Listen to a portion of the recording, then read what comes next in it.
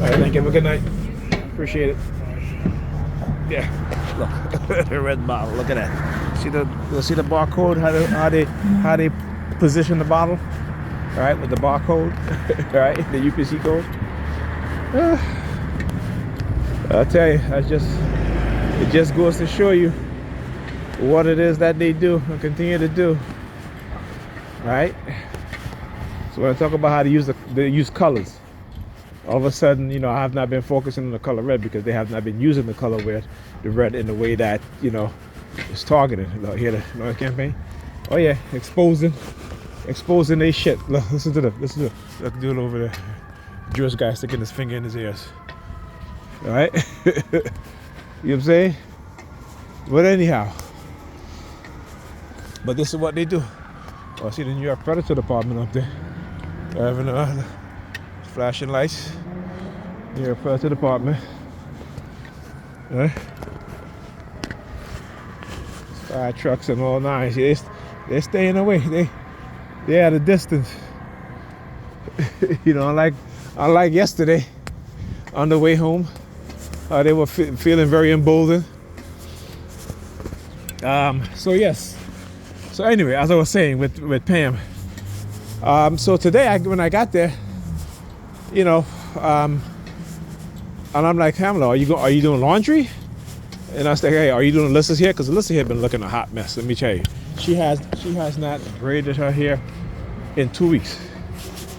Right?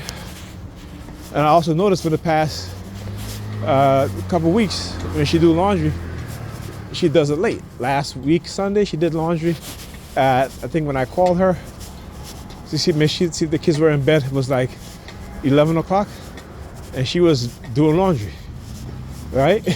So I was like, wow, I said, this is what I told her. I said, this is what I'm talking about. You could have done laundry Saturday. She's like, well, I went out Saturday. I said, you could have done it in the morning or early Sunday. Look. Right? Right? So I said, I'm like, we could have did that shit in the, early Sunday. But no. She wanted to lay in bed or whatever and sleep and wake the kids up at 3 o'clock in the afternoon. And then complained to me on Monday morning, calling me about how the kids didn't want to get up, and I keep saying to her, you gotta have some level of consciousness, of awareness to understand that what you are doing and how it affects our children. And I was talking to her today as well too. I said, listen, you are ridiculous. You think about yourself, right? Most of the time, you think about yourself. Forget the kids. The kids are an afterthought. And I said, you have to stop doing that, okay? Because you want to have a social life so bad, have your social life. But take care of your household too, also. So then I asked her, I said, hey, do you want me to help you do the laundry? No, I got it. I'm going to do it. Okay, I'm looking at the time, right? She's not looking at the time, though. I'm looking at the time. I'm just like, okay, Pamela. So I was in the living room with the kids, and 2 hours went by, and I said, okay, let me go remind her. And what was she doing? She was on the phone. Another hour went by, and what was she doing? Still on the phone. So I said, you know what? Let me just do the whites. There was a lot of whites. I said, okay, let me wash the whites. So I took the whites and put them downstairs. I washed it. Took me, hour and a half. Okay, maybe more than an hour and a half. Right? Yeah, about an hour and a half. Right? Yeah, about an hour and a half. Because about 40-something minutes each. Right? And so, I'm like, I said to her, I said, listen, I started the laundry, I did the whites, so all you got to do is just the light colors, which is not that much, right? And so, how she take these things when I do these things in the past, and even like in the past, I used to do laundry most of the time, but now like I said, I do laundry once in a while, I help out once in a while, and she's there, and I'm looking at the time. I went downstairs to put the laundry take them out of the dryer and put out of the washing machine, put them in the dryer. Right now, I was getting ready to leave, but I wanted to make sure that Ethan took a bath. When I look at the time, it was like 7:30. I was like, Ethan, you got to go take a bath. Because I asked her to Alyssa to take a bath first, but I wasn't too sure if Pam was going to do anything with her hair. So I said, okay, Ethan, you go take a bath, and she can take a bath after. That was like 7:30. He stayed about a whole hour in the bathroom. I keep telling him he needs to stop that. So before I left, which is around minutes, a little after 8:30, I sent my daughter to take a bath, and I said, Pamela, are you going to get the laundry downstairs? I said, I put them in the dryer. All you got to do is just fold, what have you. So at this time, the time I'm about to leave, right, she is now getting ready to do laundry. Okay, now mind you, she I said to her earlier, I said, listen, you want me to help you? She said no. So I took it upon myself now to do at least the whites, right? And so that she won't have that much left to do. But this is what she does. So now she's doing the laundry now, right? So the kids, Ethan, when I left, Ethan was eating his dinner, and Alyssa was taking a bath. So I guess afterwards she'll eat. We should probably be around after 9 or so, 9:30, what have you. And she's doing laundry. Now, when she's downstairs doing the laundry in the basement, and sometimes she stays down there until, I guess the laundry is finished, what have you. The kids are not going to be sleeping. They're going to be up, you know what I'm saying? And I tell her, I said, listen, turn off the modem, right? Turn off the internet. But she's not going to do that. She's not going to do that. She just, like I said, it's just going to be on her thing. So she was like, bye, Nigel. Like, cause she don't want to hear my voice, right? and I'm like, see, they want us to help, right? But they don't want any sort of corrections, any sort of criticism. We can't tell them anything. We're just supposed to do whatever we do and be quiet, let them do whatever they want to do. And I'm like, no. Okay? I said to her, me and you, we're not in a relationship, but you are the mother of my 2 children. They reside with you. Right? So if then she says to me, well, why don't you take them and let them come live with you? And I said to her, I don't know why you keep saying that, because you know my situation, I can't do that. Okay, my nephew, my sister let my grandnephew come stay with us, right? My niece, her daughter, does her little side business, so heavy. So there's like shit all over in the living room. There's no place for the kids to stay except in my room. I'm not gonna have them lock up in my room all day. You know what I'm saying? So, I said to her, listen, you know that. And plus, I'm still dealing with issues in the house that, I've been trying to take care of for years now and haven't been able to do because, certain person won't even attempt to alleviate the issues that we have in the house, And so she knows all of this.